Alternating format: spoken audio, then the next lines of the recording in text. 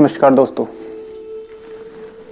स्वागत है आपका हमारे इस नए ब्लॉग में। मैं धीरेन्द्र राणा और आज मैं आपको एक ऐसी ऐतिहासिक चीज़ दिखाने जा रहा हूं जिसे देखकर आपको ये लगेगा कि अब तक हमारे समाज में एक तबायफ जो कोठे पर मुजरा करती है, जो पुराने ज़माने में राजा महाराजाओं का दिल बहलाया करती थी, या जो रईस लोग जिस तरह से आज क्लब हैं या डांस बार हैं इसमें लोग जाते हैं, उस ज़माने में लोग कोठे पर जाया करते थे।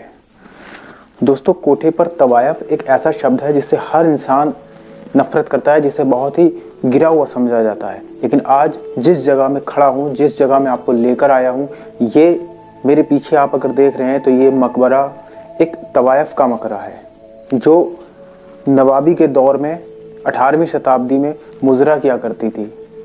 लेकिन इस तवायफ की कहानी को जान लेने के बाद आप तवायफ से नफरत नहीं करेंगे, बल्कि इस तवायफ के लिए आपके दिल में एक सम्मान पैदा होगा। और इस मकबरे के पास से गुजरने में इस तवायफ के लिए आपके दिल में एक सम्मान आएगा और आपका सर खुद ब खुद सम्मान से झुक जाएगा। लोग यहाँ रात तो क्या दिन में भी आते हुए थर्राते हैं। कहते हैं कि इस मकबरे में 200 साल के बाद भी आज भी वह तवायफ हर रात मुजरा करती है।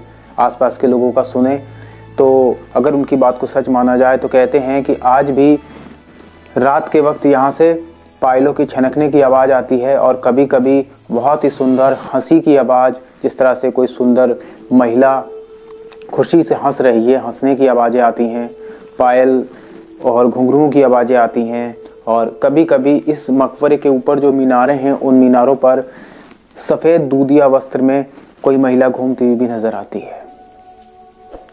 दरअसल ये जो मकबरा है ये तूती का मकबरे के नाम से मशहूर है और 18वीं शताब्दी में तूती एक तवायफ थी जो मुजरा किया करती थी, लेकिन उसे यहाँ नवाबों ने ज़िंदा दफन कर दिया गया था। और उसका गुनाह ये था कि वो सबसे खूबसूरत थी।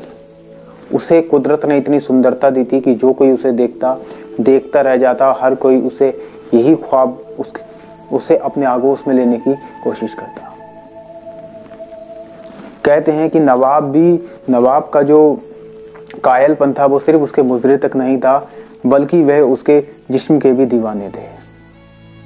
अगर लोगों की माने तो ऐसी कहानियां सामने आती हैं, इतिहास के पन्ने पलटते हैं तो पता चलता है कि तूती को सिर्फ इसी बात की सज़ा दी गई थी क्योंकि उसने नवाब के सामने अपने जिस्म को पेश नहीं किया, इसलिए उसे जिंदा दफना दिया गया। जब नवाब ने कहते हैं कि तूती को अपने हरम में बुलाने के लिए फरमान भेजा तो तूती ने कहकर मना कर दिया कि मैं एक तवायफ हूँ, मैं सिर्फ अपना हुनर बेचती हूँ, मैं मुजरा करती हूँ, लेकिन मैं कभी अपना जिस्म नहीं बेचती। और नवाब के लाख धमकाने पर, डराने पर, पूरी कोशिश करने के बाद भी तूती ने अपना जिस्म नवाब के सामने नहीं परोसा। वह नवाब के साथ रात गुजारने के लिए तैयार नहीं हुई। इसीलिए कहते हैं कि नवाब ने उसे जिंदा यहाँ दफन करा दिया गया और आज भी उसकी रूह यहाँ भटकती है। तो दोस्तों, एक बात बताइए, क्या हम उस तवायफ से नफरत करेंगे जिसने अपनी इज्जत के लिए अपनी मौत को कबूल किया, लेकिन कभी अपने जिस्म को किसी दूसरे के सामने पेश करना मंजूर नहीं किया? तूती का कहना था कि मुझे छूने का अधिकार सिर्फ मेरे शौहर को है और किसी को नहीं, चाहे वो कोई नवाब हो या कोई बादशाह हो। उस बेचारी को सिर्फ इसीलिए दफन कर दिया गया क्योंकि वो बहुत इतनी सुंदर थी कि उसे जो कोई देखता रह जाता। लेकिन आज भी 200 साल के बाद भी उसकी रूह भटकती है। 2018 में न्यूज़ इंडिया की एक टीम यहाँ आई और उसने इन्वेस्टिगेशन किया। अभी सुशांत सिंह राजपूत की मौत के बाद एक टेक्निक बहुत उभर कर आई थी जिसको कहते हैं पैरानॉर्मल साइंस टेक्निक, जिसके द्वारा आत्माओं से बात की जाती है। कुछ लोगों ने देखा कि सुशांत सिंह राजपूत की आत्मा से भी बात की थी।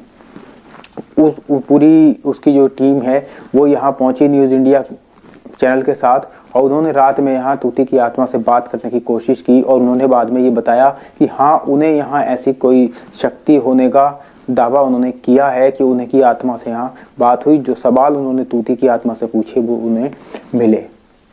और कहते हैं कि यहाँ नवाब ने पहले हीरे और जवाहरात से तूती को दफनाया था और जिस रात बाद में नवाब ने उसका मकबरा भी बनवाया और जिस रात मकबरा बनकर तैयार हुआ, कहते हैं कि उसी रात इसकी मीनारें जो हैं फट गई।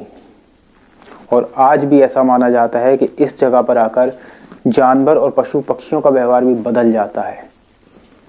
कहते हैं कि जानवरों को सब कुछ दिखाई देता है, शायद जब वो यहाँ आते हैं तो शांत हो जाते हैं, क्योंकि तूती आज भी यहाँ गाना गाती है, आज भी यहाँ मुजरा करती है, लेकिन वो जानवरों को दिखाई देती है, किसी और को नहीं दिखाई देती। लेकिन रात के वक्त लोगों ने भी उसकी हंसी को सुना है, उसकी रूह को कभी कभार देखा है।